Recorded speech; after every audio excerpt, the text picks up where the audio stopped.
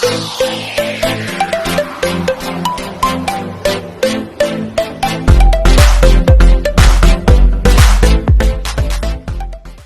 po yung ingredients ng ating lulutuing adobo. Yan po yung ating sitaw. Ito pa rin yung galing sa farm, from Orosi Farm, organic vegetable. Tapos, ayan yung ating soy sauce mixture. Adobo mixture. Gawa po itong sauce na ito sa soy sauce, apple cider vinegar, at kaunting sugar. Makikita po nyo po yung mga buo-buo na yan. Nilagyan ko rin po siya ng chili powder para medyo hot and spicy siya. At igigisa natin ito sa sibuyas, bawang, at ginger. Lagi po ako naglalagay ng ginger sa aking mga adobo. Basta nasasarapan po ako sa lasa ng ginger. Tapos ito yung ating meat substitute. Yan, veggie chorizo crumbles. So, ito yung ating ilalagay instead of fried tofu para maiba naman. So, ayan guys, magluto na tayo. Few moments later. Guys, bago ako mag-adobo pala, pipirituhin ko muna tong veggietizer. Parang appetizer siya. Yan, Morning Star product. It's veggie sausages. So, ayan, prituhin ko muna siya guys, ha?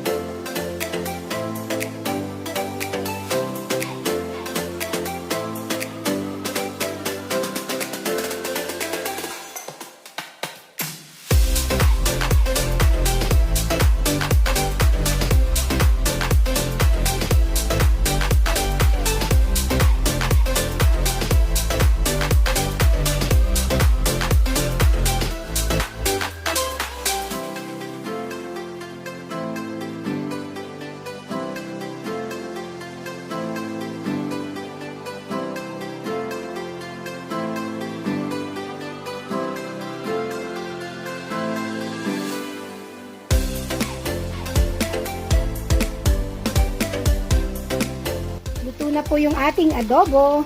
So, ito yung nagpasarap sa kanya. Plant-based protein. Yan, from Morningstar. Yan. O, diba guys? Patayin ko na yung ano niya. So, ayan guys. Thank you so much for watching this video.